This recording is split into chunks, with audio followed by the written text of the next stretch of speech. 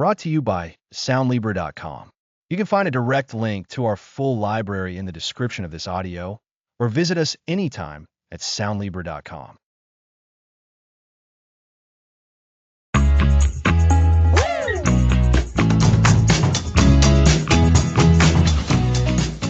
Welcome to the Boundary Handbook, where clear limits lead to a calmer life. And hello everyone, I'm Lisa, and with me is Alex.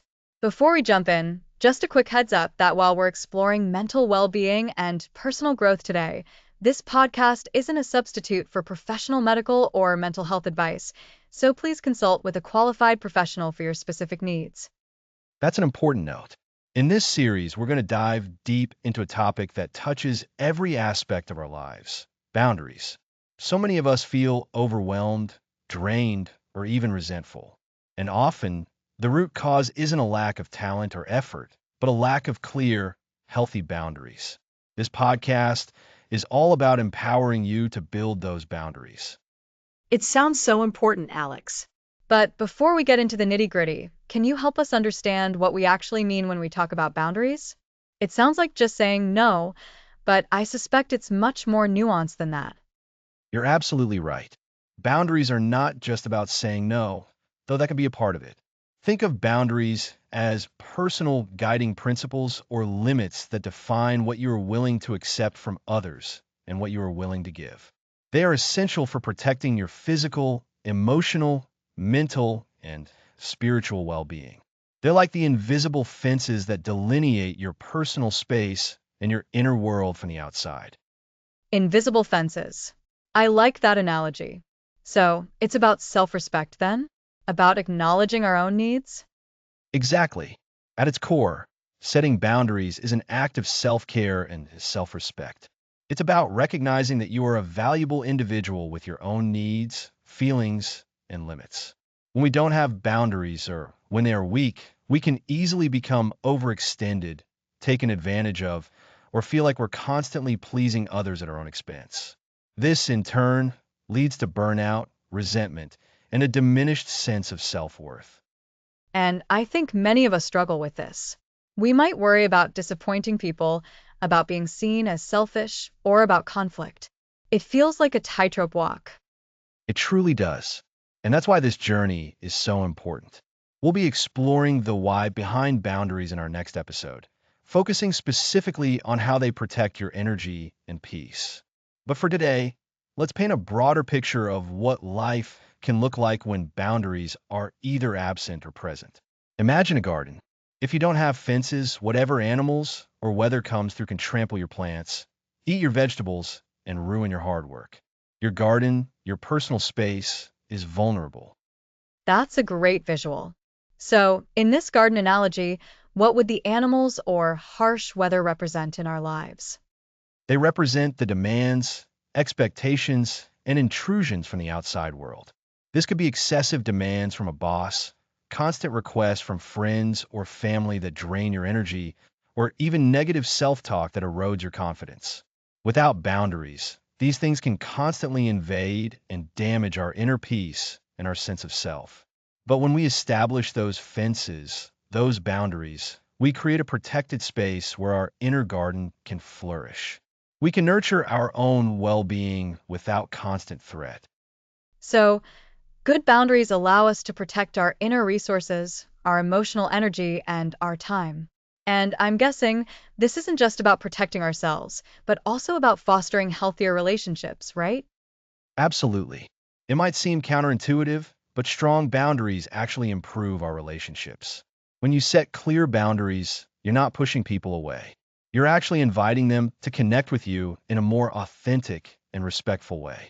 It clarifies expectations, reduces misunderstandings, and prevents the buildup of resentment that can poison relationships. Think about it.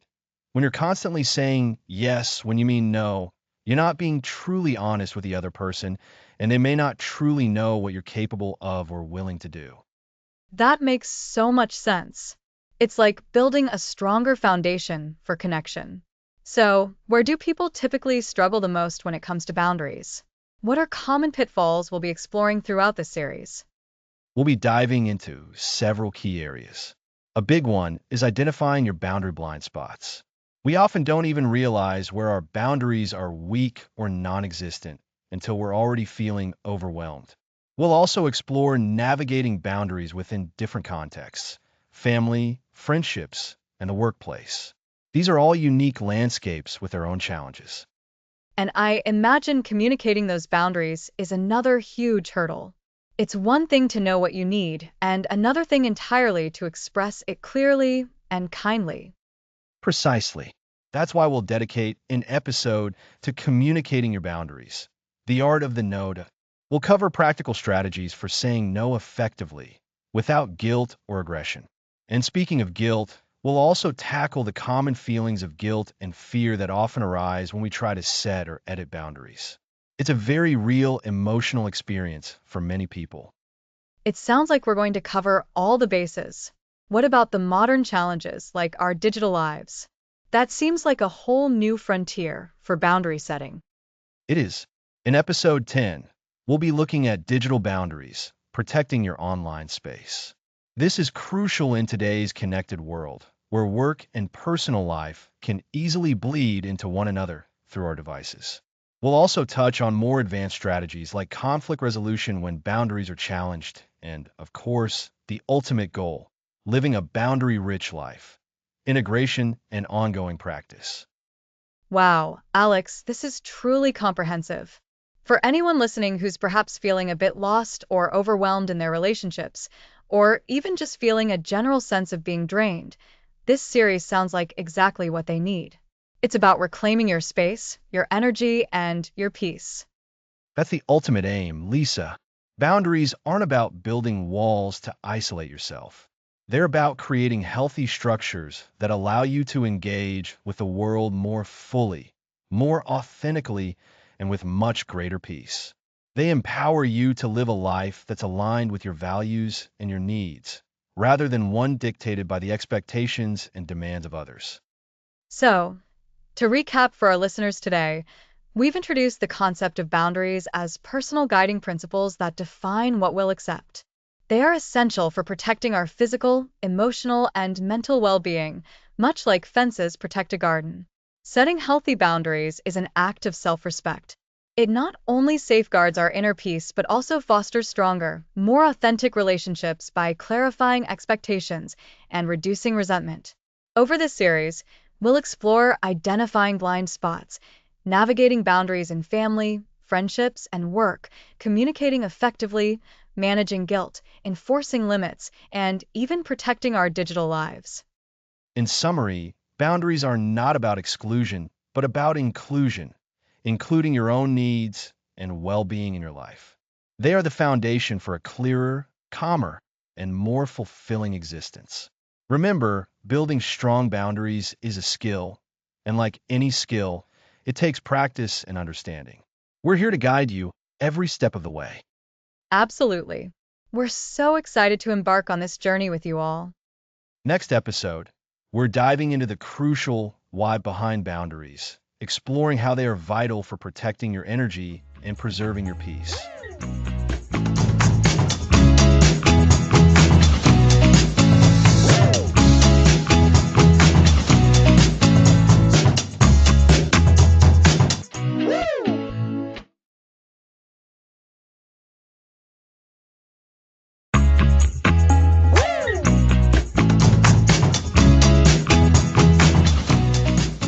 Welcome back.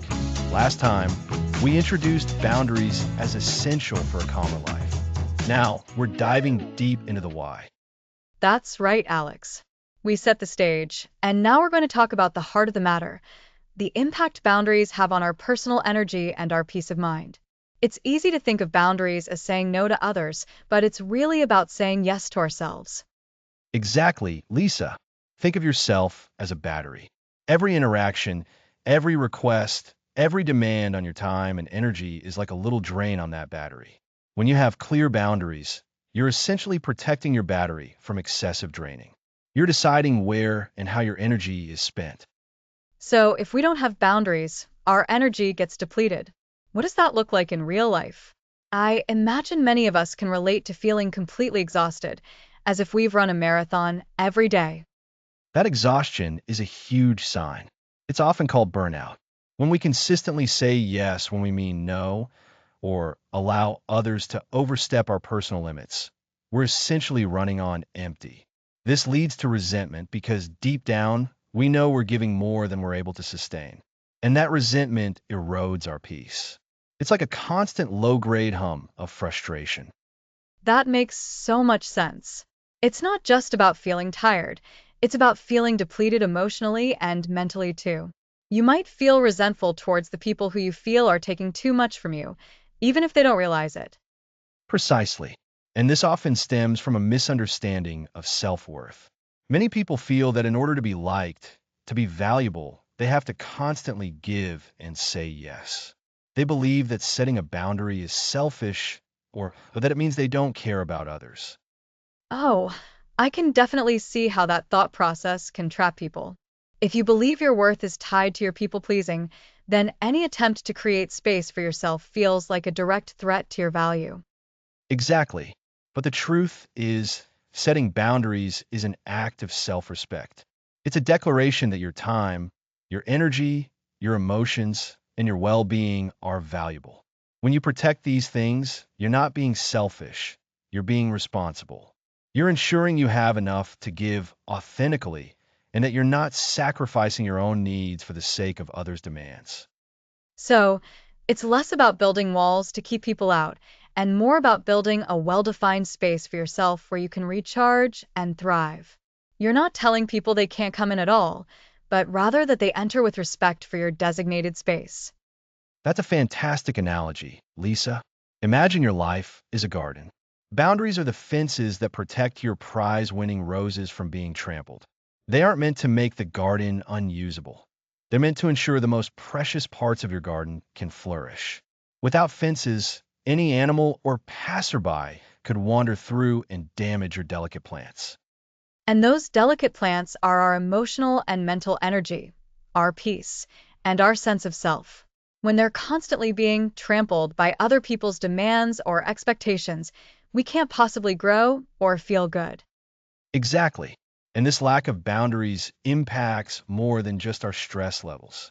It can affect our physical health, our relationships, and even our ability to perform well in our jobs.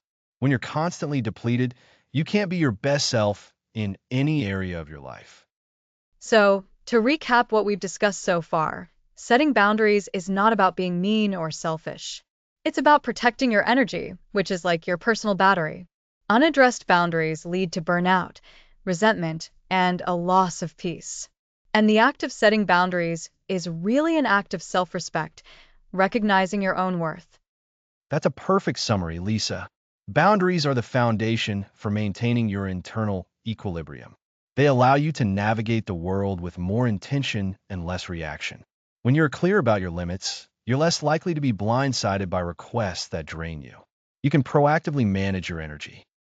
It also sounds like it leads to more authentic relationships. If you're always saying yes out of obligation, are those relationships truly genuine? Or are they based on a version of yourself you feel you have to present? That's a profound question, and you've hit on a key point. Authentic relationships are built on honesty and mutual respect. When you have clear boundaries, you allow people to know the real you, and you get to know the real them. It fosters a deeper connection because both parties understand and respect each other's needs and limits. It's about quality over quantity in terms of energy exchange. I like that. Quality over quantity. So, rather than trying to be everything to everyone and ending up feeling empty, we can choose to invest our energy wisely in ways that feel sustainable and fulfilling. Precisely. And this leads us directly into our next episode, where we'll start to explore the different types of boundaries we need to consider. We've talked about the why, but the how and where just as critical. We'll begin to identify those areas in our lives where boundaries are often missing. Sounds like we need to get ready to do some inner detective work. So, to wrap up today, remember that your energy is a precious resource.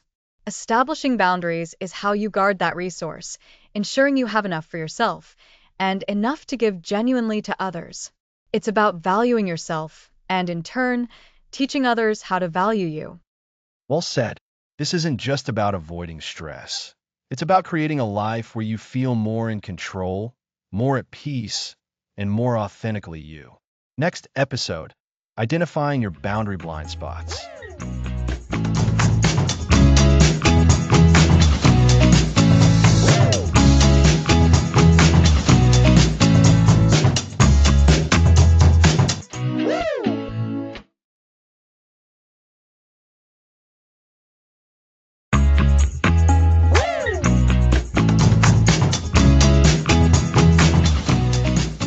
Welcome back. Last time we covered the vital why behind boundaries. Now let's tackle blind spots. That's right, Alex. We learned that boundaries protect our energy and our peace. They're like a personal force field. If you missed episode 2, I encourage you to go back and listen. It sets a great foundation for today. Because today, we're diving deep into something crucial for building healthy boundaries. We're talking about identifying your boundary blind spots. Boundary blind spots. That sounds like those areas in driving where you can't see what's coming. Exactly. And just like in driving, those blind spots can lead to collisions or feeling overwhelmed. These are the areas where you consistently struggle to set or enforce limits, often without realizing it. They're the invisible patterns that undermine your efforts. So, it's not just knowing you need boundaries, but understanding where you're falling short? Precisely. You might be great at saying no at work, but say yes to every social invite when exhausted. Or you might be firm with colleagues, but unable to set boundaries with a demanding family member. Those are blind spots. It's like having a selective superpower for saying no. A very selective superpower. And often, these blind spots are linked to deeper psychological patterns. One of the most common is people pleasing. Do you find yourself agreeing to things you don't want to do just to avoid disappointing others or causing conflict? Oh, absolutely. The fear of being disliked or seen as difficult can be incredibly powerful. You want everyone to be happy, so you bend over backward, often at your own expense. And that's a classic blind spot. You think you're being nice, but you're depleting your own energy and potentially resenting the very people you're trying to please. It's a cycle that needs breaking. Another common barrier is a fear of conflict. This is a big one. The idea of a confrontation, even a mild one, can make my stomach clench. So I avoid it by just letting things slide. And by letting things slide, you're allowing boundaries to be crossed. You're telling yourself your comfort or needs are less important than avoiding an uncomfortable conversation. This fear can be so pervasive that it becomes a blind spot. You're so focused on avoiding conflict that you don't even recognize the boundary violation. So, how do we actually find these blind spots? It sounds like detective work for our own lives. It is. And the best tools are self-reflection and honest questioning. First, ask yourself, where do I consistently feel drained after interacting with certain people or in certain situations? Pay attention to your energy levels. If certain relationships or activities reliably leave you feeling depleted, that's a huge clue. That's a great energy check-in. Remember from episode 2, protecting your energy is the core of boundary setting. So, if your energy is consistently leaking, something's not right. Exactly. Second, ask, what situations do I tend to avoid or procrastinate on dealing with? What tasks or conversations do I put off because they feel overwhelming or uncomfortable? Those are often indicators of a boundary issue. Putting things off because they're uncomfortable, that definitely rings a bell. Like that email I keep meaning to send to clarify expectations for a project. That's a perfect example. The longer you put it off, the more work it becomes, and the more likely it is that unmet expectations will lead to a boundary violation. A third question, where do I often say yes when I really mean no? Really dig into those moments. What are the circumstances? Who are you saying yes to? What's the underlying fear? And I'd add another layer to that. It's not just saying yes, but then feeling resentful afterward. That feeling of, why did I agree to this? I don't have the time or the energy. That resentment is a flashing neon sign pointing to a boundary blind spot. Fantastic addition, Lisa. Resentment is a powerful indicator that your boundaries have been overstepped or that you failed to set them. So, we have energy depletion, avoidance, and procrastination, and the yes when you mean no, often followed by resentment. These are our initial signposts. What about specific scenarios, Alex? Can you give us some common areas where people tend to have blind spots? Absolutely. Family is a huge one. Many of us have deeply ingrained patterns from our families of origin. We might have a blind spot around being overly responsible for our parents' or siblings' emotions, or a difficulty saying no to family requests, even if they strain our resources. Ah, yes, the it's family card. It can be a powerful excuse for not setting limits. It truly can. Another common area is friendships. Perhaps you're always the one listening, but rarely feel heard yourself. Or you might feel obligated to maintain friendships that no longer serve you. Friendships require boundaries too, just like any other relationship. And then there's work. This can encompass everything from taking on too much, to being available constantly, to not speaking up when you disagree with a decision. All very true. And let's not forget our digital lives. The constant ping of notifications, the pressure to be online and responsive, these all create opportunities for boundary blind spots to emerge. So, once we've identified a potential blind spot, what's the next step? It can feel a bit overwhelming to realize you've been struggling in certain areas. The first step is acknowledging it without judgment. It's not about beating yourself up. It's about recognizing what's happening so you can begin to shift it. Once you've identified a blind spot, like people pleasing, you can start to consciously practice saying no in low stakes situations. Or if fear of conflict is your issue, you can practice clearer, more direct communication in less charged scenarios. It's about building new habits, then practicing the opposite of the blind spot behavior. Exactly. It's a process of awareness and then gentle, consistent action. The goal isn't perfection overnight, but progress. And remember, this is why we're calling it a handbook. It's a guide to help you navigate these sometimes tricky waters. We're building your toolkit. So, to recap for our listeners, we've talked about how boundary blind spots are areas where we consistently struggle to set or enforce limits. They're often invisible patterns driven by things like people pleasing or a fear of conflict. We can identify them by asking ourselves where we feel drained, what we avoid, and when we say yes when we mean no. Common blind spots appear in family, friendships, and professional life. And the key takeaway is that identifying these blind spots is the first, most powerful step towards creating healthier boundaries. It's about gaining self-awareness so you can then intentionally make different choices. It's not about fixing yourself, but about understanding yourself better. And that understanding is the foundation for protecting your energy and maintaining your peace, as we discussed in episode 2. It all ties together beautifully. It certainly does. Next episode, Navigating Family Boundaries. We'll explore how to set limits with the people closest to us without damaging those core connections. Looking forward to it. Until then, keep an eye out for your own boundary blind spots. Thanks for listening.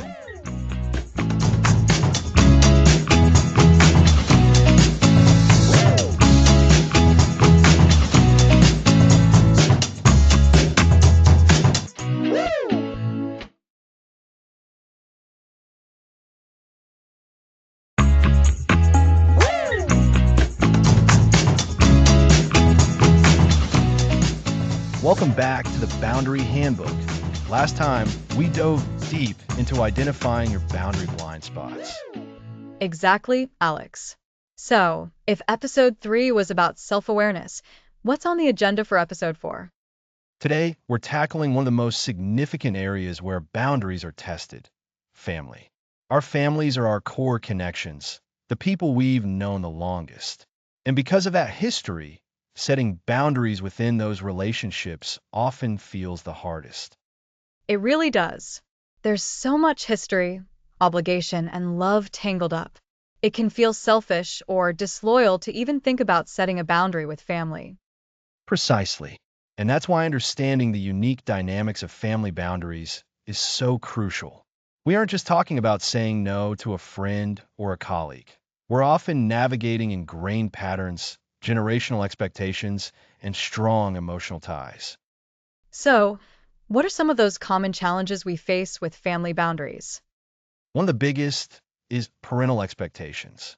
As children, we're often raised with certain ideas about what our lives should look like, what career paths we should take, or even who we should marry. As adults, these expectations can still weigh heavily, even if they don't align with our own desires or life choices. I think that's especially true if parents have sacrificed a lot for their children's upbringing. They might feel entitled to have a say in how their children live their lives, almost like a repayment for their investment. That's a great way to put it, Lisa. And often, it comes from a place of love and genuine concern. They want what they believe is best for us. The challenge is recognizing that their vision for our life might not be our vision for ourselves. So, how do we navigate this? It starts with acknowledging that you are an individual with your own life to live. You can appreciate their input and their love, but you're the ultimate decision maker for your own well being. So, it's about separating their well-intentioned advice from a directive they expect you to follow. Exactly. You can say something like, Mom, I really appreciate you sharing your thoughts on my career. I know you want the best for me, and I value that. I'm going to take some time to consider different options as I make this decision for myself. It shows respect for their feelings without ceding your autonomy. That sounds so much gentler than a blunt, it's my life. It is. And speaking of gentle, let's move on to sibling relationships. This could be a mixed bag, right? Some sibling bonds are incredibly strong. Others are fraught with competition or old resentments. Oh, absolutely. My brother and I have always been close, but we still have our moments where we fall back into childhood roles and boundaries get blurry. That's a really common experience. With siblings, you often have a shared history that can be both a comfort and a source of friction. You might have dealt with similar parenting styles, and you might have those long-standing dynamics, the responsible one, the fun one, the caregiver. These roles can be hard to break out of. And when you do try to set a boundary, it can feel like you're disrupting the established order of things. You're spot on. A boundary with a sibling might mean limiting the frequency of phone calls if they tend to drain your energy, or it might mean not getting pulled into family drama they're creating. It's about recognizing what healthy interaction looks like for you with each specific sibling. Remember how we talked about identifying your needs in episode 3? This is where you apply that. What do you need from this relationship to feel respected and at peace? And it's okay for those needs to be different for each sibling, I assume? Absolutely. You wouldn't have the exact same relationship with every friend, and the same applies to siblings. It's about individual connection and respecting each person's space and autonomy. This can be challenging, especially if other family members don't understand why you're changing the way you interact. That brings up another big one: unsolicited advice. It feels like family members, especially older generations, often feel it's their right to offer opinions on everything from your diet to your parenting to your finances. Ah, the chorus of unsolicited advice. It's such a prevalent issue in families. And again, it often comes from a good place. They've lived longer, they've seen more, and they want to share their wisdom. But it can quickly become overwhelming and intrusive. It feels like a constant commentary on your life choices. It does. The key here is to develop a polite, consistent response that sets a clear boundary around what advice you are open to receiving. You can acknowledge their comment without necessarily agreeing or acting on it. For example, thanks for that suggestion. I'll definitely keep that in mind. Or, I appreciate you sharing your perspective. How about this covered for now? Those feel like good, soft ways to deflect. It doesn't shut them down completely, but signals that you're not necessarily looking for their input on every little thing. Exactly. And the more consistent you are, the more likely they are to eventually understand and respect that boundary. It's a practice, and it takes repetition. Think of it like training a puppy. You have to keep repeating the command for them to learn. That's a perfect analogy. So, to recap what we've discussed regarding family boundaries, it's about recognizing and navigating parental expectations by asserting your autonomy, managing sibling dynamics by individualizing your approach and respecting existing roles, and handling unsolicited advice with polite, consistent deflection. You've got it. And what's important to remember throughout all of this, especially with family, is that setting boundaries isn't about rejecting the people you love. It's about creating healthier, more sustainable relationships. It's about protecting your own well-being so you can show up as your best self, not just for yourself, but for your family too. When you're depleted, you have less to give. Boundaries help you manage your energy and your emotional reserves. That's such a vital point to reiterate.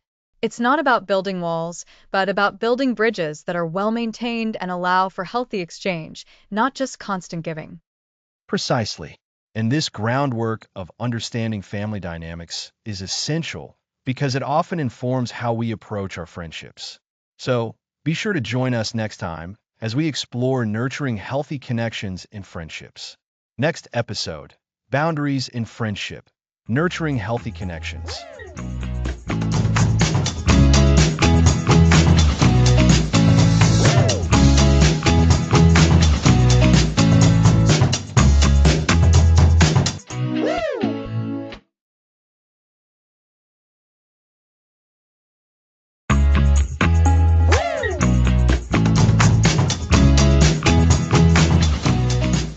Welcome back to the Boundary Handbook. Last time, we dove deep into navigating family boundaries. Now, let's focus on friendships. Friendships are so important, but they can also be tricky when it comes to boundaries. We want to be supportive, but also protect our own peace. Absolutely. Remember in episode 2, we talked about your energy being a finite resource? Friendships can either be a great source of energy or a significant drain, and boundaries help determine which. So, how do we start setting these boundaries in friendships? First, recognize that healthy friendships thrive on balance and reciprocity. Ask yourself, is the effort, emotional support, and time invested fairly distributed? Or do you feel like you're always the one giving? That's a good question. Sometimes I say, yes, out of obligation, and then I feel resentful. That's not fair to anyone. Resentment is a clear sign that boundaries are being crossed or are missing. A major challenge is managing expectations. We often have unspoken expectations of our friends, and they of us. When these don't align, problems can arise. What's an example of misaligned expectations? Imagine a friend expects you to be available for an hour-long phone call every single night. But you might need that evening time to recharge, be with your partner, or simply have quiet time. If you haven't communicated your needs, you can feel overwhelmed, and they might feel neglected. So, it's about clearly stating what we can offer and what we need. This connects to the idea of direct communication. Exactly. Direct communication doesn't mean being harsh. It means being clear and honest. Instead of a simple no, you could say, I really value our chats, but I need my evenings to recharge. Could we set aside a specific time during the week for a longer catch-up? Or maybe text a bit throughout the day? That's much more approachable. It encourages conversation. What about friends who repeatedly overstep, despite your hints or gentle refusals? This is where consistent enforcement comes in, which we'll discuss more later. For friendships, it often means having a more direct conversation. You might need to say, hey, I've noticed that when X happens, I feel Y. It's important to me that we respect each other's space. Can we agree to avoid that? That takes courage. What if they get upset? That's a valid concern. It touches on the emotional aspect of boundaries, managing guilt and fear. However, if a friend consistently reacts with anger or defensiveness when you set boundaries, it might indicate the friendship isn't as balanced as you'd hoped. True friends will eventually respect your needs, even if it takes some adjustment. So, the goal is to build sturdy fences with gates, not walls. They know they're welcome, but our space is also respected. That's a perfect analogy. It creates a secure and comfortable space for interaction. Another area is social energy. We all have a limited amount, and some friendships consume more than others. Oh, I know what you mean. Some friends are incredibly engaging, but leave me completely drained. Exactly. It's okay to recognize that. You can manage your interaction time or the frequency of those high-energy meetups. Perhaps shorter, more frequent get-togethers with a high-energy friend rather than long sessions, where you might need to schedule downtime afterward. This is so empowering. It's about self-awareness, understanding what drains us and what energizes us in friendships. And it's about identifying your friendship non-negotiables. What are the things that, if consistently violated, make a friendship unsustainable for you? This could be chronic lateness, unreturned loans, or constant negativity. Knowing these helps you be clearer and firmer. It sounds like building healthy friendships is about mutual respect, understanding, and honest communication. It's about cultivating relationships where everyone feels valued without compromising their well-being. Precisely. Remember the point about reciprocity? A healthy friendship is a two-way street. When you set boundaries, you're not pushing people away. You're creating a stronger foundation for those connections. You're fostering deeper, more authentic relating by showing up as your true, well-resourced self. So, to summarize, healthy friendships require balance and reciprocity. We need to manage expectations through clear, honest communication, not assumptions. Be aware of your social energy and manage interactions accordingly. And identify those friendship non-negotiables. Spot on. Consistent enforcement and managing guilt are topics we'll explore further. For now, remember that nurturing friendships means nurturing yourself within those connections. This has been incredibly insightful, Alex. Indeed. And next time, we'll be moving from our personal lives to our personal ones with a discussion on boundaries in the workplace. Next episode, professional boundaries, thriving in the workplace.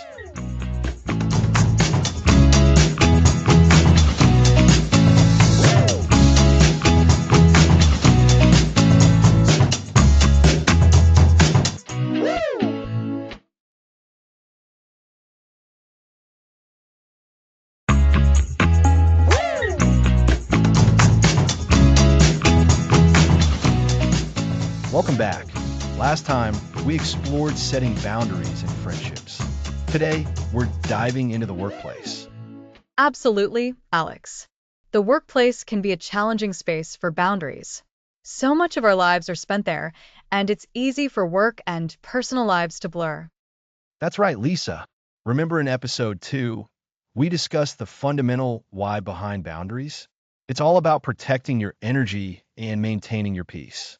That's incredibly important in a professional setting. Without clear boundaries, work can spill over, stress can skyrocket, and job satisfaction can plummet. So, broadly speaking, what are we aiming for with professional boundaries? We aim for a work environment where you're effective, respected, and maintain a healthy relationship with your job and colleagues. It's about defining what's acceptable regarding your time, effort, and emotional investment. This isn't about being rigid, but about being strategic and sustainable. That makes sense. It's about clear pathways, not just walls. Where do people typically struggle with professional boundaries? Workload is a huge one. This often means saying yes to every request, even when overloaded. You might feel pressure by a boss, colleague, or client. I can see that. The desire to be a team player or people-pleasing can kick in. What's the danger in constantly overcommitting? Burnout, pure and simple. When you're overloaded, work quality suffers, mistakes increase, and it becomes incredibly stressful. You start to resent your job. It's unsustainable. So, a key boundary is learning to assess your capacity before agreeing to a new task. How can one do that without sounding unwilling to contribute? It's about conversation. Instead of an immediate yes or no, try saying, I can help with that. Let me check my current priorities and timelines, and I'll get back to you with a realistic time frame. This allows you to evaluate and then communicate your capacity clearly. We'll discuss these conversations more in episode 7, but the first step is pausing to assess. Pause and assess. A great immediate takeaway. What else is key for professional boundaries? Time management is another big area. This covers your working hours and the expectation of immediate responses. Many feel obligated to be available 24/7, checking emails late at night or on weekends. This erodes work-life balance, which is essential for peace and productivity. So, setting boundaries around availability for work communication. How do you communicate that effectively? For working hours, clearly state your availability in your email signature or at team meetings. For response times, manage expectations. Use an auto reply for after hours, or let colleagues know your general response window. For example, I generally check emails between 9 a.m. and 5 p.m. and will respond as soon as possible during those hours. That sounds so reasonable, yet I imagine many hesitate. They do, fearing appearing uncommitted. But clearly communicating your availability allows others to plan and reduces reliance on you for immediate after-hours responses. It actually improves team efficiency. It's about setting those professional boundaries to protect your personal time and mental recharge. This also touches on managing emotional energy at work, doesn't it? Getting caught up in gossip or absorbing colleague stress. Absolutely. This is about emotional boundaries. Be empathetic, but you don't need to absorb everyone else's problems or negativity. Learn to disengage from unproductive conflicts or office drama. You can listen and offer support, but not let it derail your emotional state or productivity. How do you create that emotional buffer without seeming cold? Focus on your role. You can say, I understand you're going through a lot. While I can't solve this for you, I can offer to listen for a few minutes, or perhaps we can brainstorm some steps you could take. It's about offering support within your capacity and role without becoming the office therapist. You acknowledge their feelings while protecting your own emotional space.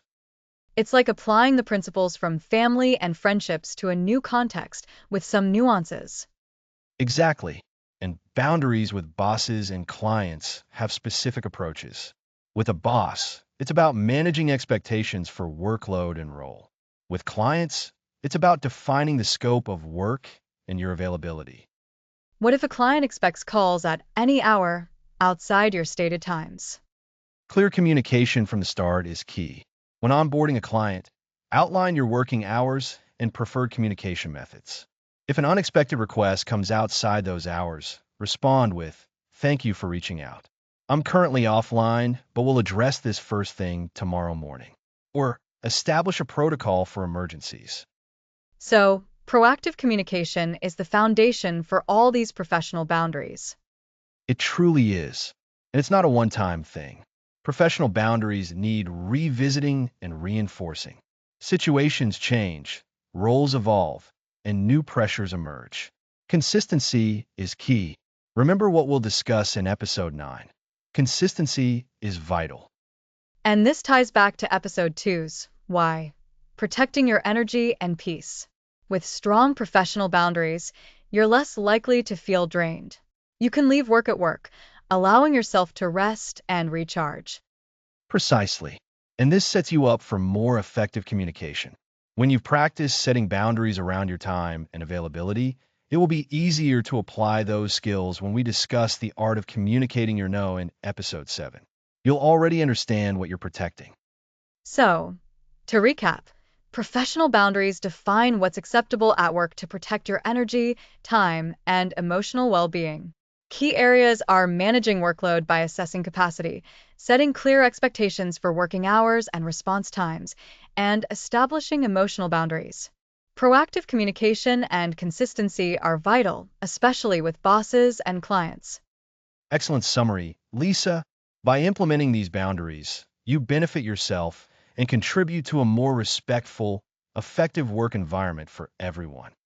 It's about thriving, not just surviving professionally. Exactly. That peace of mind can ripple into all other areas of your life.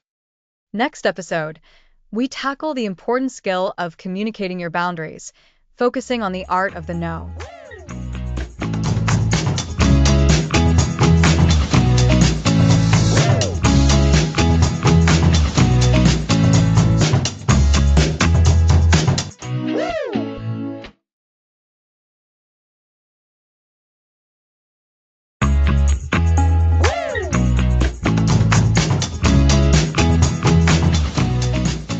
Welcome back to the Boundary Handbook. Today we focus on communicating your boundaries, especially saying no. Saying no is so hard, Alex. People worry about letting others down or their reactions. This episode will be very practical. Indeed, we'll cover the how-to of expressing your limits. This includes acknowledging the guilt we often feel, which we'll explore further later. So, how do we begin communicating a boundary?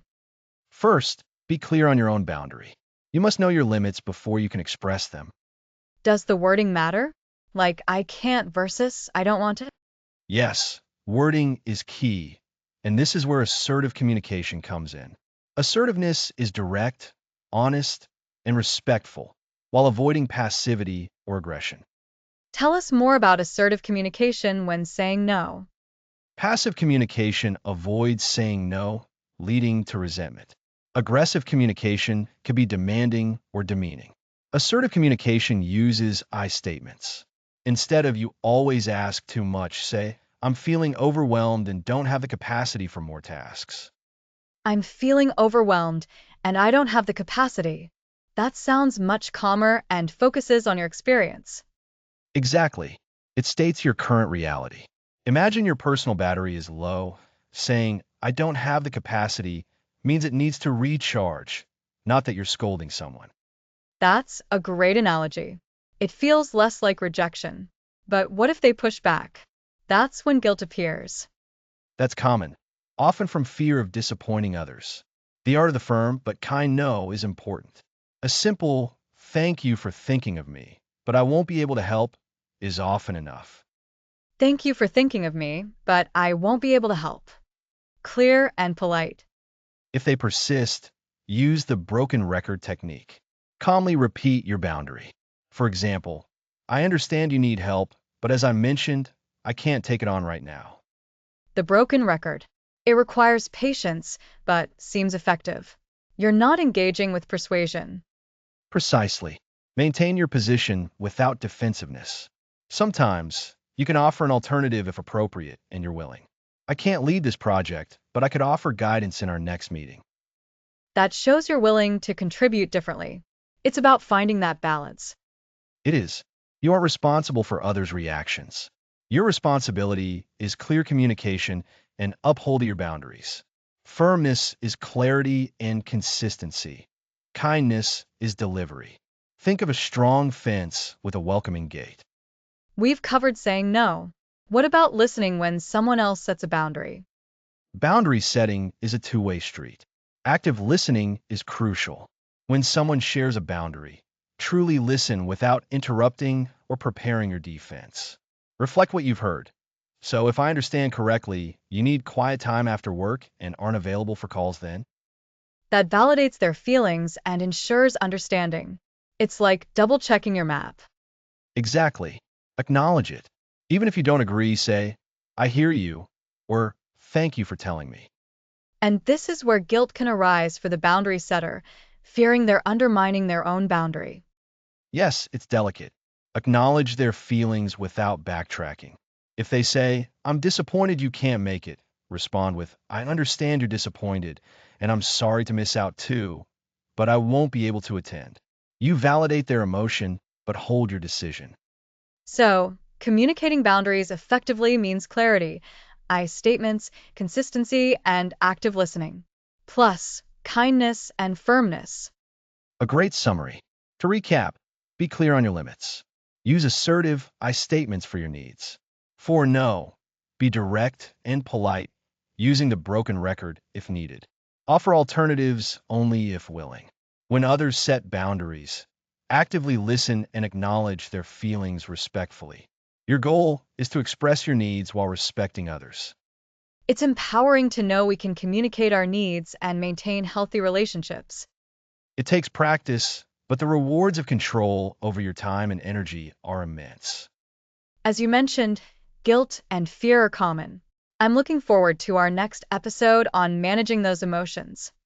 Yes, next time, we'll dive deep into managing guilt and fear when setting boundaries. Next episode, managing guilt and fear when setting boundaries.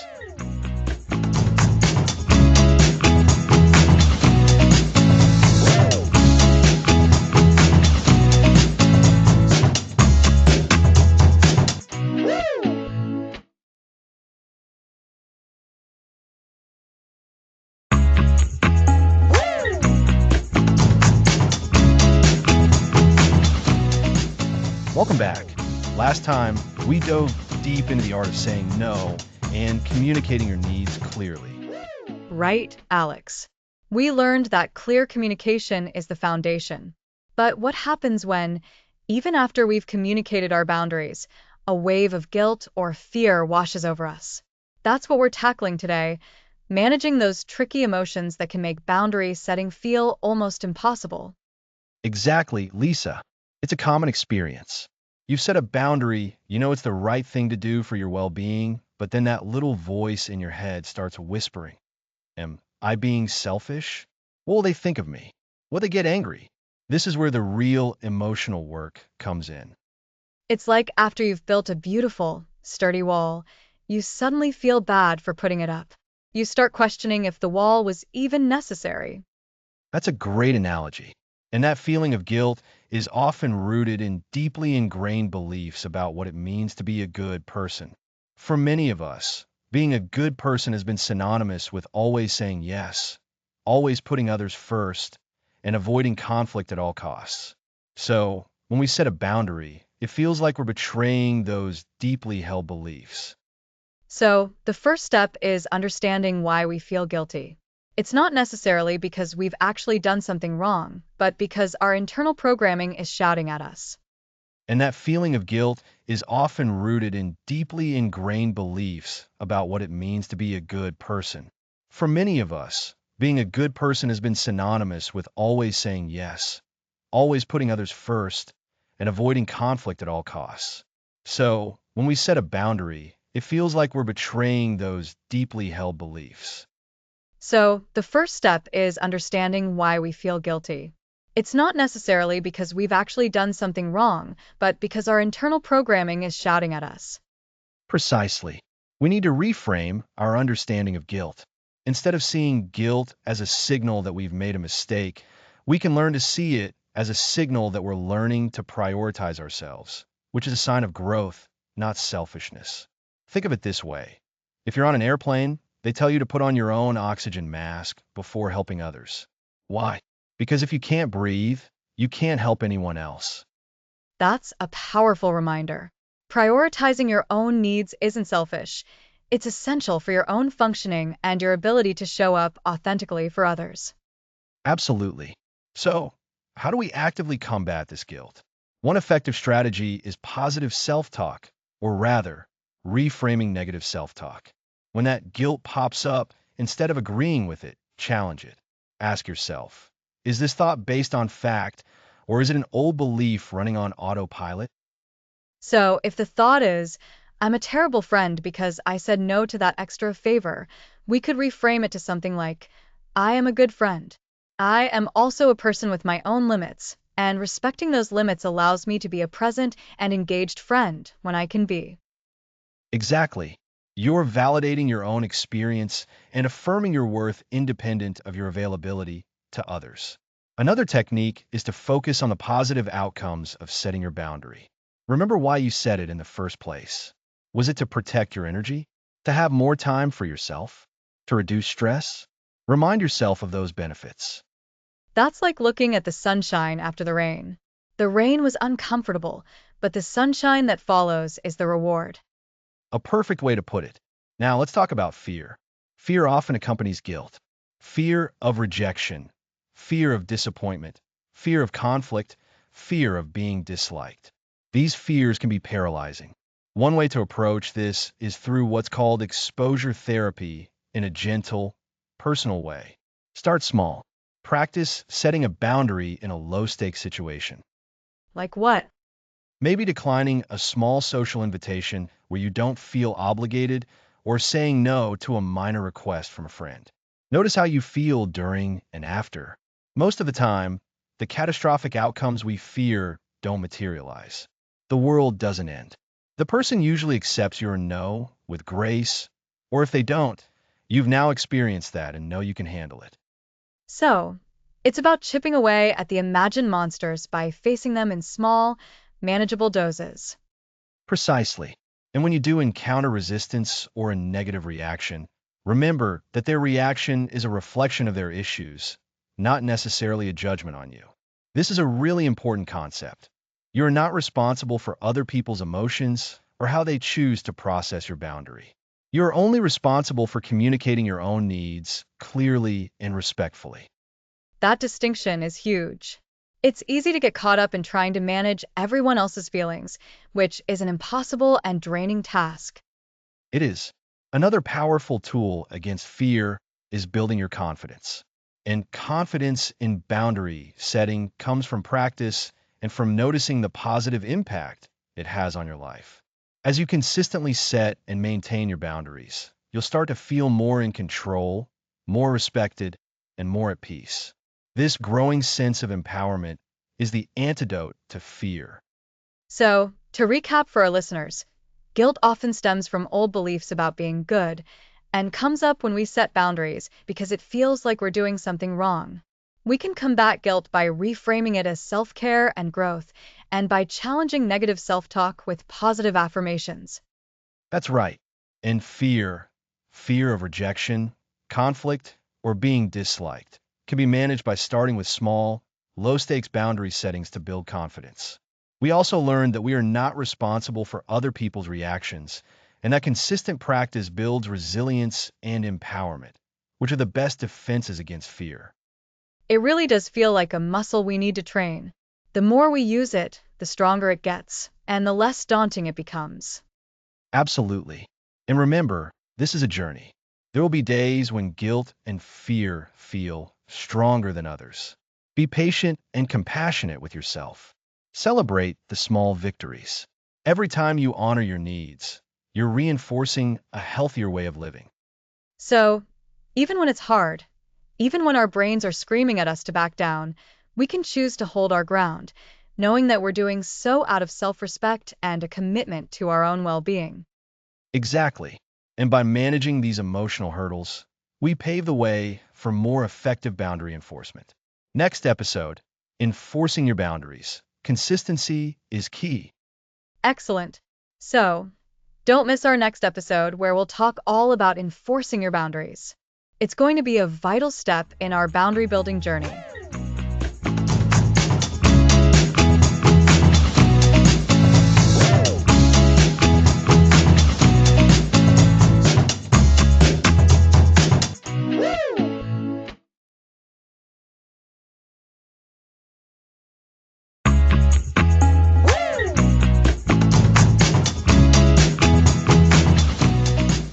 Welcome back to the Boundary Handbook.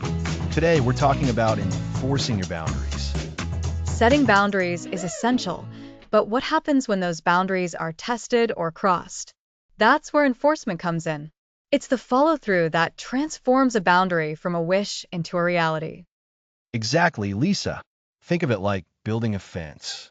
You can put up the posts and a wire, but if you never check if a gate is swinging open or if a section has fallen down, it's not much of a fence, is it?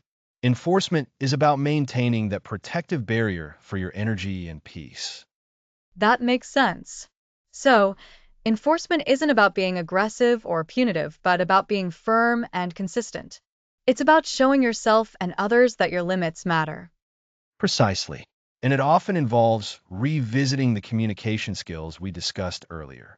Remember the art of saying no and explaining your reasoning clearly, but concisely? Enforcement is applying those skills when a boundary is violated. Right. So, if I set a boundary that I won't respond to work emails after 7 p.m.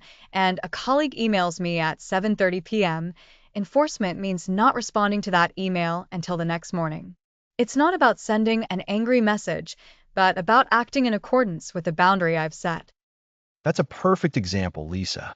The key here is consistency. If you sometimes let an email slide and sometimes don't, you're sending mixed messages. People won't know what to expect, and your boundaries will become less effective or even ignored.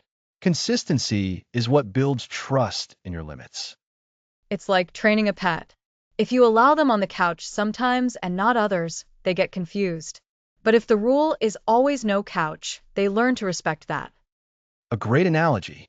And this consistency isn't just for the other person, it's for yourself too. It reinforces your own commitment to your well-being.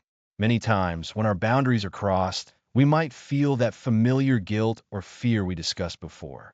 Enforcing the boundary, even when it's uncomfortable, can actually reduce that guilt over time because you're proving to yourself that you can uphold your needs. That's a really important point. So, when a boundary is crossed, what's the best way to address it? Is it always a direct conversation? Not always.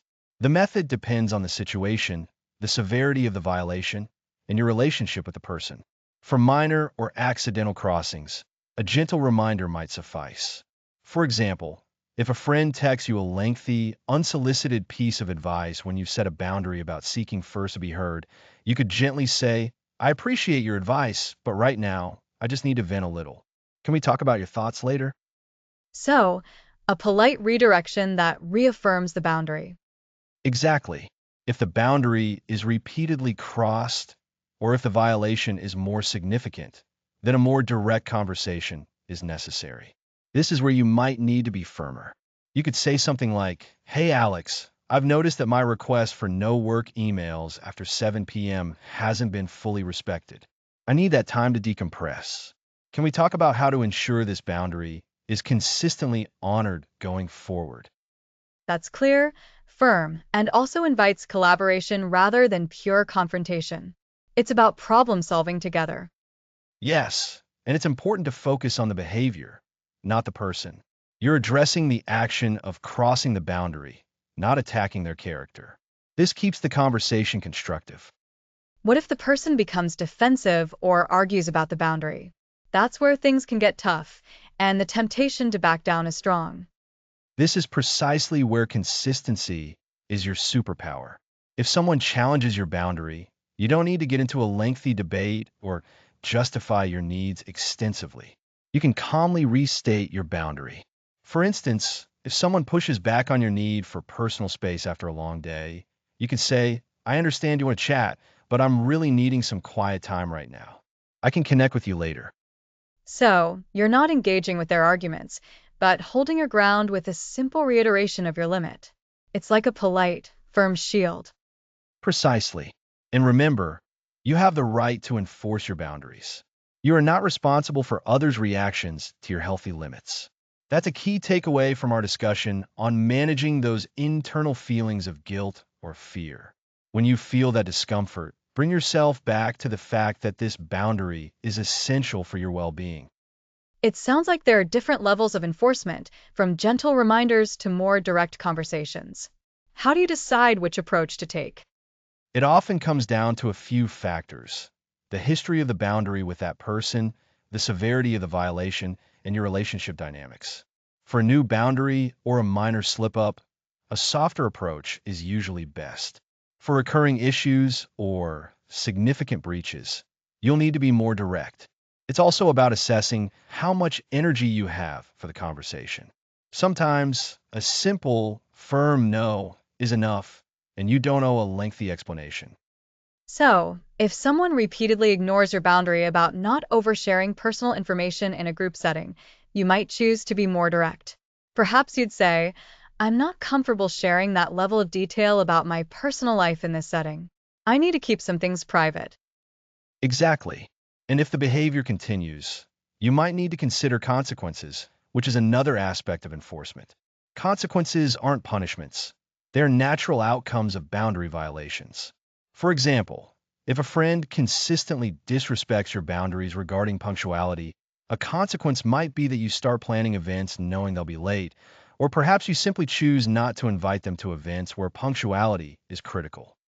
That's a practical way to think about consequences, not as a threat, but as a natural result of inaction or disrespect towards your boundaries. And sometimes, the consequence is simply disengaging from the interaction or the relationship if the boundary violations are consistent and unresolvable. This is a last resort, but it's a valid form of enforcement to protect your peace. It's not about excluding people out of spite, but about preserving your own energy and mental health when a relationship consistently drains you and disrespects your carefully set limits. It really comes down to valuing your own well-being and trusting that your boundaries have a purpose. The consistency, the clear communication, and the willingness to address violations are all part of making our boundaries work for us. We're not just setting them up, we're actively maintaining them. Absolutely. Enforcement is where the real empowerment of boundary setting happens. It's the act of consistently showing up for yourself and demonstrating that your needs and limits are non-negotiable. It transforms your relationships and your inner landscape from chaotic to calm. So, to recap, enforcement is the active practice of upholding your boundaries. It involves consistency, clear communication, and sometimes addressing violations with directness and natural consequences. It's about making your boundaries real and respected, both by others and by yourself. In our next episode, we'll explore how to navigate the digital world with strong boundaries, protecting your online space and your peace. Next episode, digital boundaries, protecting your online space.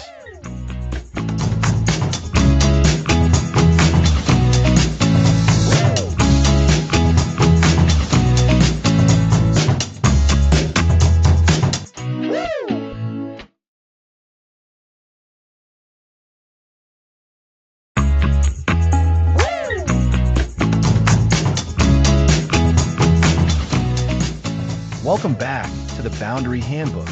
Last time, we explored enforcing your boundaries. Today, we're protecting your online space.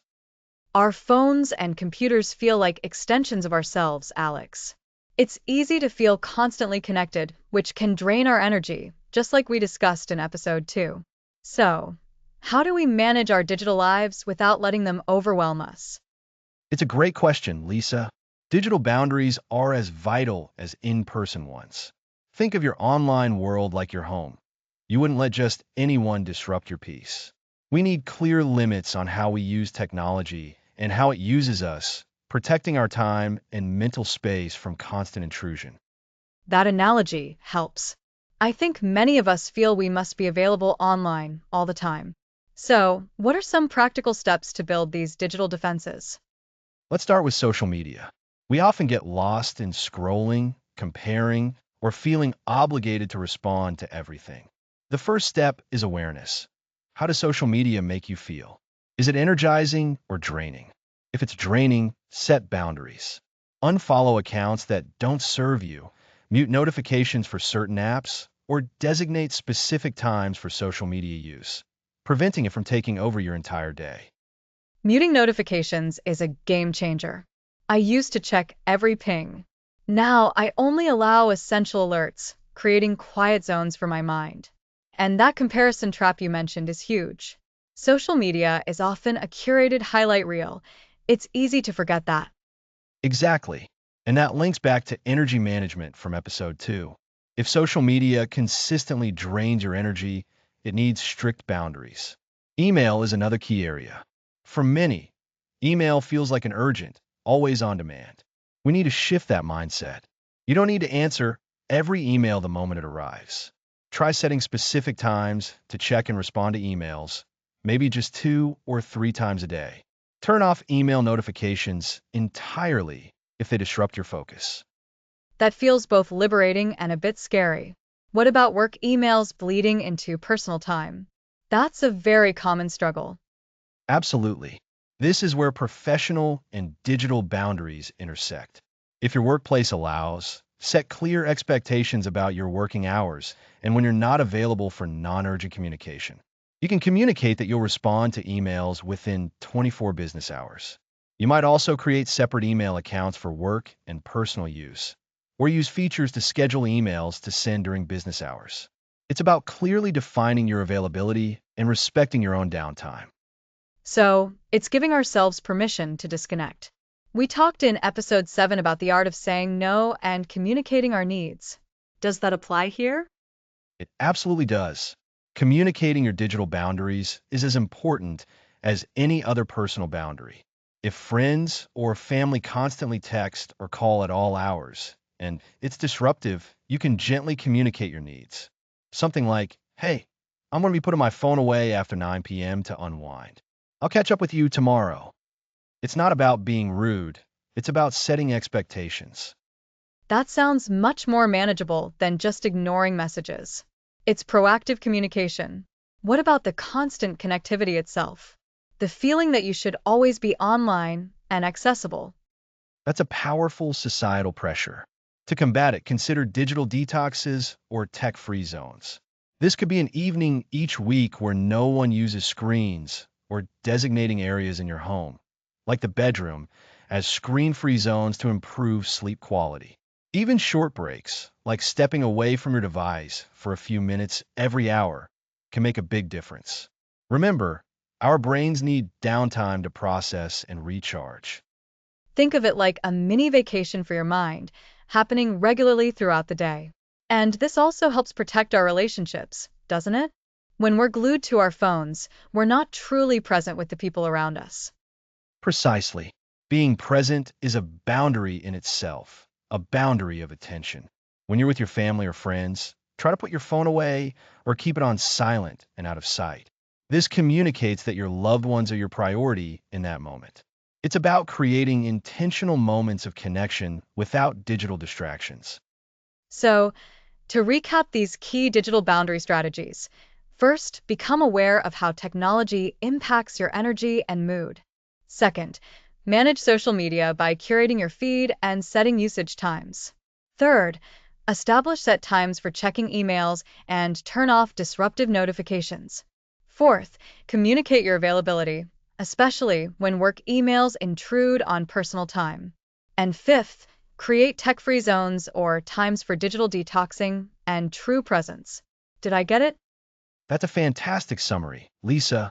And it's important to remember that setting digital boundaries isn't about rejecting technology entirely.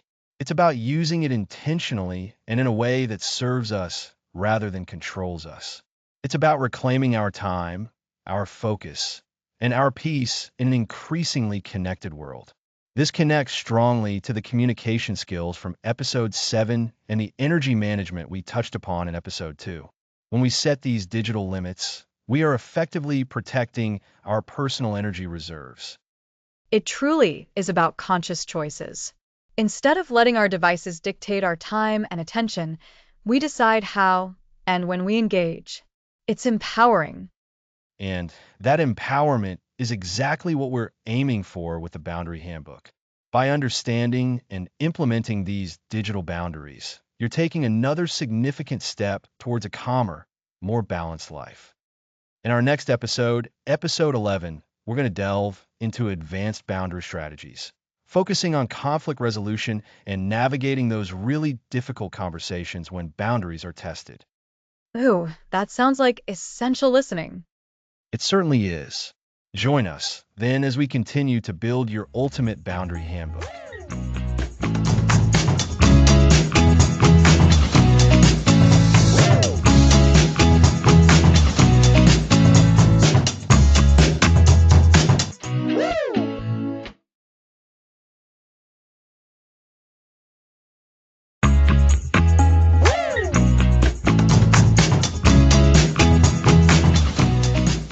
Welcome back to the Boundary Handbook.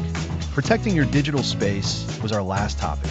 Now, episode 11 tackles advanced boundary strategies, conflict resolution, and difficult conversations. Navigating conflict and difficult talks can be the most challenging part of boundary setting, Alex. It's where we often feel the most resistance, and that's precisely why these skills are so vital. Absolutely, Lisa. Remember all those principles we've covered? Identifying your needs, communicating them clearly, and enforcing them? Those are the foundations. Today, we're building the next level. We're going to explore how to handle it when those foundations are tested, especially when someone pushes back or conversations get heated. So, we're not just talking about saying no anymore. We're talking about what happens when the person you're saying no to doesn't accept it gracefully. Exactly. The first critical element in advanced boundary strategies is effective conflict resolution. When a boundary is challenged, it can lead to conflict. The key is to manage it constructively, aiming for resolution, not just winning an argument. How do we do that? Because my instinct is often to shut down or get defensive when I feel attacked. That's a very natural reaction, but it's not the most effective for maintaining healthy relationships or upholding your boundaries. The first step in constructive conflict resolution is active listening. You need to truly try to understand the other person's perspective, even if you don't agree with it. Active listening. So, like putting yourself in their shoes? Precisely. You can signal that you're listening by nodding, making eye contact, and reflecting what you're hearing back. You might say, "So, if I'm understanding correctly, you feel frustrated because you were expecting X?" This shows you're engaged and trying to grasp their point of view. It diffuses tension. That makes sense. It's hard to stay angry at someone who is genuinely trying to understand you. It really is. Another tool in conflict resolution is focusing on the issue, not the person. Instead of saying, "You always do this," which feels like an accusation, try, "When X happens, I feel Y." This keeps the conversation focused on the specific behavior or situation that's causing the boundary to be tested, rather than making it a personal attack.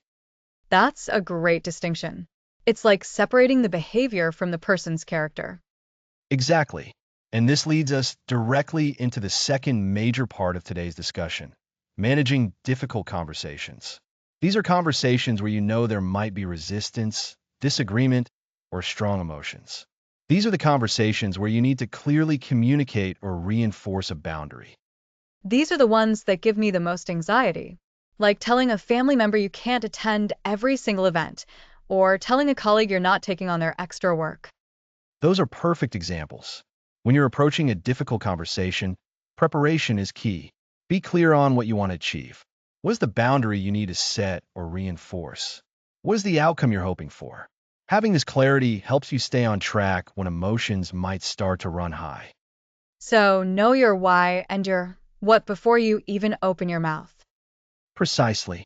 And when you're in the conversation, start with empathy if possible. Acknowledge their feelings or the situation from their perspective before stating your boundary. Something like, "I know this might be difficult to hear," or "I appreciate how much you rely on me for X, and I value that." That's the softening language we talked about earlier, right? Paving the way for the boundary. Precisely. It creates a more welcoming space for the actual boundary setting. Then, state your boundary clearly and concisely, using I statements. For instance, "I need to work undisturbed between 9 and 11 a.m., or I will be available to discuss work matters only during business hours." And the resistance will likely come after this. What do we do then? This is where consistency and remaining calm are paramount. If they push back, resist the urge to over-explain, justify, or apologize profusely. Stick to your boundary statement. You can reiterate it, perhaps using slightly different wording, or offer a compromise if appropriate, and if it doesn't undermine your core need. But don't let them wear you down. So, it's about holding firm without being aggressive. Exactly. Think of it as a gentle but firm anchoring. If the conversation becomes unproductive, or if emotions are escalating beyond what you can manage, it's okay to pause the conversation. You can say, "It seems like we're both getting overwhelmed. Let's take a break and revisit this later when we're both feeling calmer." That's a good strategy. It gives everyone a chance to cool down and rethink. It does.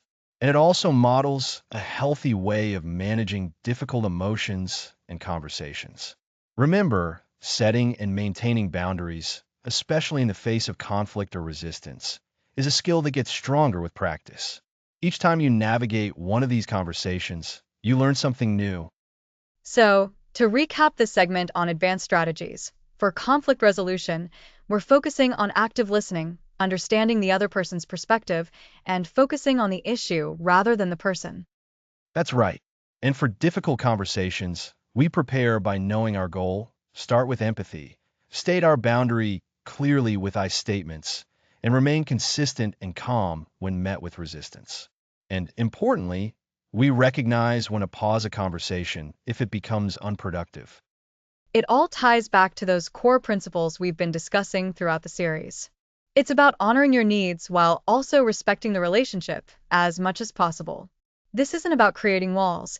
It's about building bridges with clear guidelines for safe passage. Well said, Lisa. These advanced strategies aren't about making life conflict-free, but about equipping you to handle the inevitable challenges with grace, confidence, and effectiveness, preserving both your peace of mind and your relationships. It's empowering to know we have these tools. It really shifts the focus from fear of conflict to confidence in navigating it. We're nearing the end of our series, and in our final episode, we'll bring it all together. We'll talk about integrating these boundary practices into your daily life for lasting peace and well-being. Join us next time for episode 12, where we'll be discussing living a boundary rich life, integration, and ongoing practice.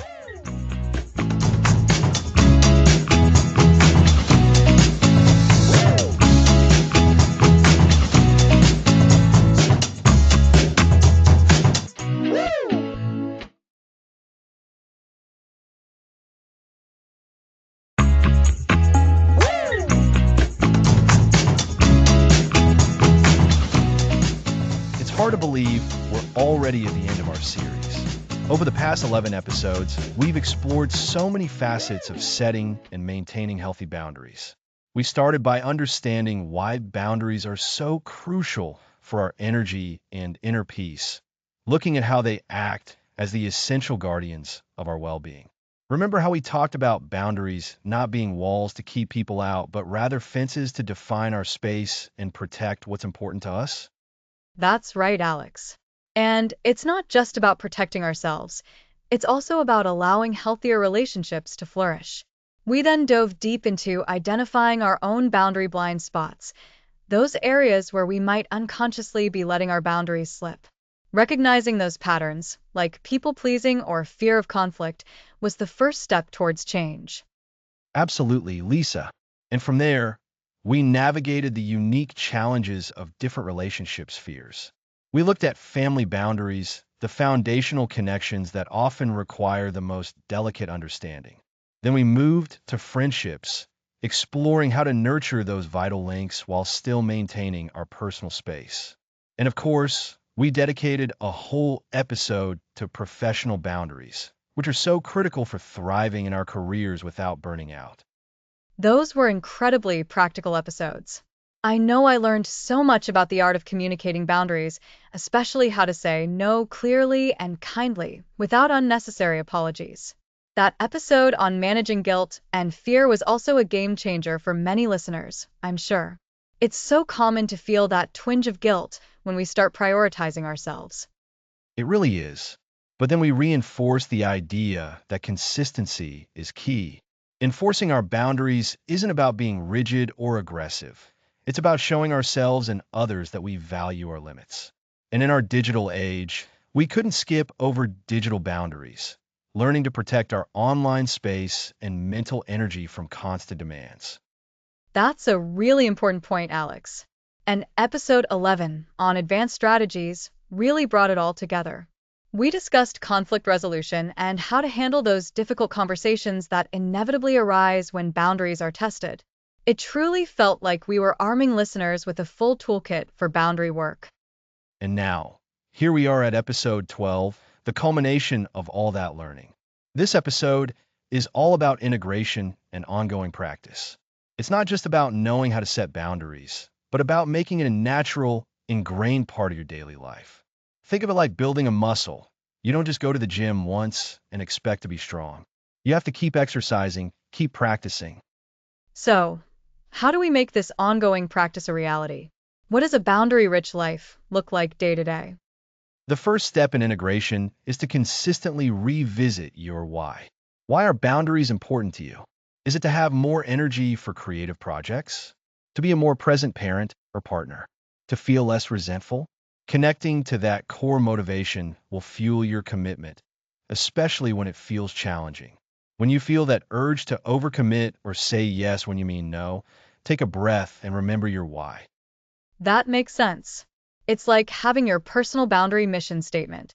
So, after reminding ourselves of our why, what's next in making it a habit? It's about micro practices. Think of small, everyday opportunities to set or uphold a boundary.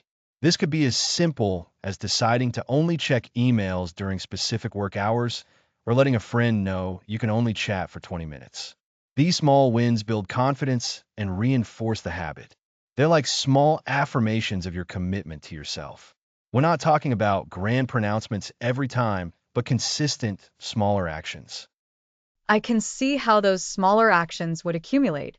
It's like building momentum rather than waiting for a big crisis to happen.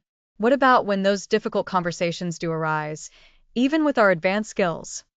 That's where the integration of our previous lessons becomes crucial. Remember the communication techniques we discussed? Active listening, using I statements, and staying calm? Practice those even more deliberately. And when enforcing boundaries, consistency remains your strongest ally. If you've stated a limit, honor it. Don't cave in because of guilt or pressure. Reiterate your boundary calmly and clearly. It's a process of gentle, persistent redirection. And it's also about self-compassion, isn't it? There will be days when we slip up. We'll say yes when we should have said no, or we'll let something slide. The key is not to beat ourselves up, but to learn from it and recommit. Exactly. Self-compassion is vital. Acknowledge the slip-up without judgment. Ask yourself what you can learn from it, and then simply return to your boundary-building practice. It's a journey, not a destination. And it's okay to not be perfect. The goal is progress, not perfection. Think of it like smoothing out a path. You might have to go back and fix a few bumps, but the path still gets clearer and easier to travel. So, to recap our journey through the Boundary Handbook, we've learned the importance of boundaries for our energy and peace. We've identified our blind spots, navigated boundaries in family, friendships, and professional settings, and mastered the art of communicating and enforcing our limits. We've tackled guilt and fear, protected our digital space, and explored advanced conflict resolution. And now, the final piece of the puzzle, integrating all of this into a living, breathing practice. It's about consistently honoring our why, utilizing micro practices, and approaching enforcement with calm consistency and self-compassion. It's about viewing boundary setting not as a chore, but as an act of self-care and respect that allows us to live a more fulfilling, less draining life. A boundary-rich life is a calmer, more intentional life. It's truly empowering to know that we have the tools to create this kind of life for ourselves. The principles we discussed aren't just theoretical, they are actionable strategies that can transform our daily experiences and relationships. Indeed, this has been an incredible journey, and it's been an honor to explore these vital concepts with you and our listeners. Remember, every day presents new opportunities to reinforce your boundaries, to protect your peace, and to cultivate healthier connections.